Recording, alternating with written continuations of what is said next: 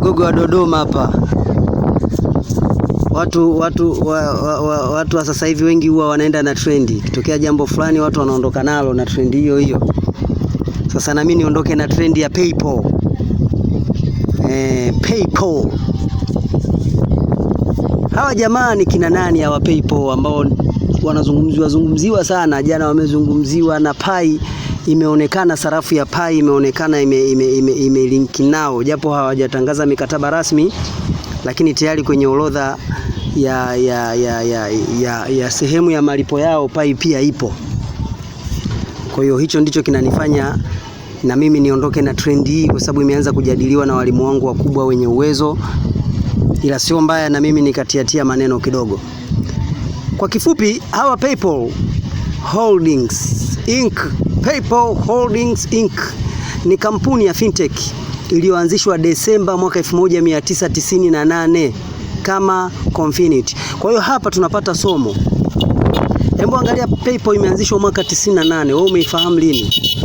Kwa hiyo hapa ndani yake tunapata somo la uvumilivu, japo ni jambo baya sana kuwa mvumilivu, lakini vitu vyote vikubwa duniani ukiangalia, yani utaviona tu vipo. Yani ukiangalia Google utaiona tu Google ipo, lakini ukianza kuichimba Google imeanza mwaka gani utaogopa.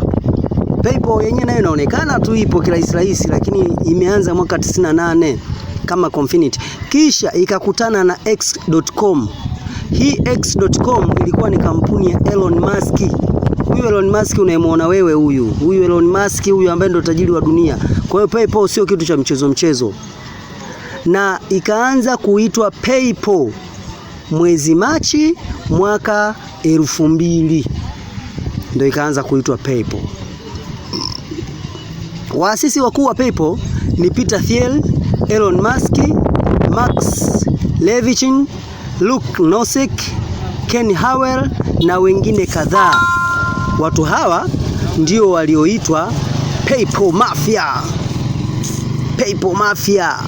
Baadaye wakaanzisha makampuni kama Tesla, hawa watu, SpaceX, Palantir, LinkedIn, YouTube na mambo mengi na kadhalika huko. Baada ya hii PayPal, kwa sasa kampuni ya PayPal iliorodheshwa Nasdaq PYPL.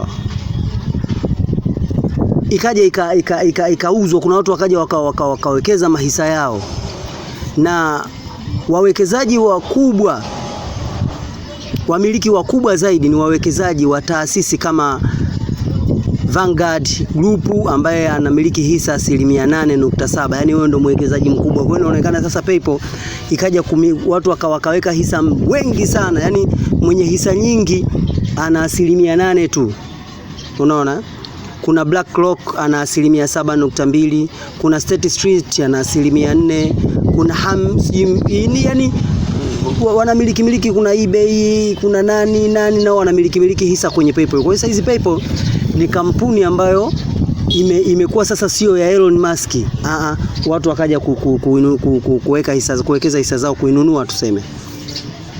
CEO wa sasa anaitwa Enrique Lores. Alianza kuwa rais na CEO tarehe 1 Machi mwaka 2026. Alikuwa na nafasi ya Alex Chris. Makao makuu ni San Jose, California huko Marekani. Huduma zake inamiliki pia Vimo, Brandtrees, Zoom, yani si ndo Zoom hiyo, si Zoom. Zoom bwana, Zoom wewe unaijua Zoom bwana, wewe Zoom nao inamilikiwa na hawa ambao ndo hao wako chini ya PayPal. PayPal yenyewe, PayPal Honey, Zete na mambo mengine yani na kadhalika. Kwa kifupi, PayPal ilianzishwa na Thiel pamoja na Musk na Levchin na timu yao, lakini leo inamilikiwa na maelfu ya wawekezaji kupitia soko la hisa. Hii PayPal inajishughulisha na nini hasa, ndo swala la kujiuliza.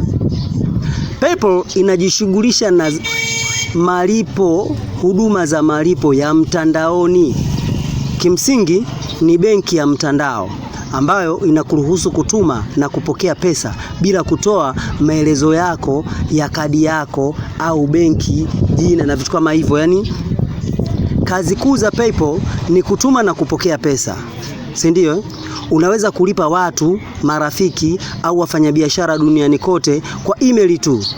Mlipaji haoni namba ya kadi yako. Yaani tunaona M-Pesa, Tigo Pesa. Hizi M-Pesa, Tigo Pesa nazo ni huduma za malipo ya mtandaoni.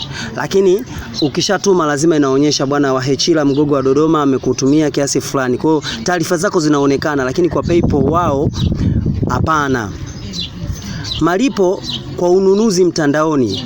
Maduka mengi ya online kama eBay, Shopify na mengine yanakubali PayPal kama njia ya kulipa. Inafanana kama kinga kati ya akaunti yako ya benki, kadi yako na muuzaji wa bidhaa. Yaani kwa mfano mimi nanunua bidhaa, swala la kwamba apate taarifa zangu zote huyo muuzaji, hapana. Unaona? Pia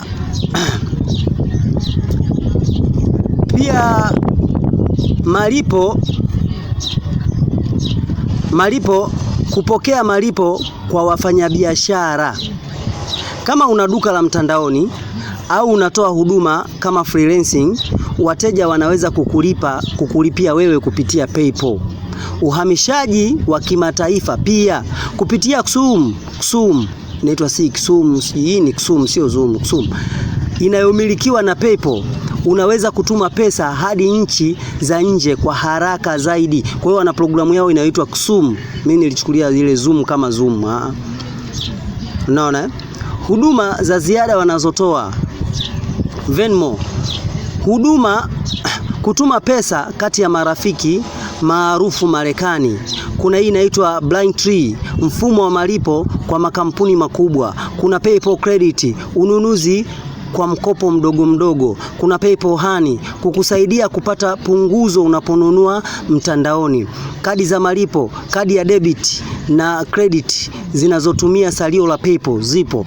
Kwa nini watu wanaitumia hii PayPal? Usalama wake ni mkubwa, huwa haumpatii muuzaji maelezo yako ya kina ya taarifa zako za kibenki. Pia ina kasi yake ni nzuri, pesa inaingia mara moja. Kimataifa inafanya kazi karibu nchi zote, kasoro kwa sisi wa Tanzania bado kuna vikwazo vidogo ambavyo vinafanya kuna wakati PayPal haifanyi kazi vile inatakiwa.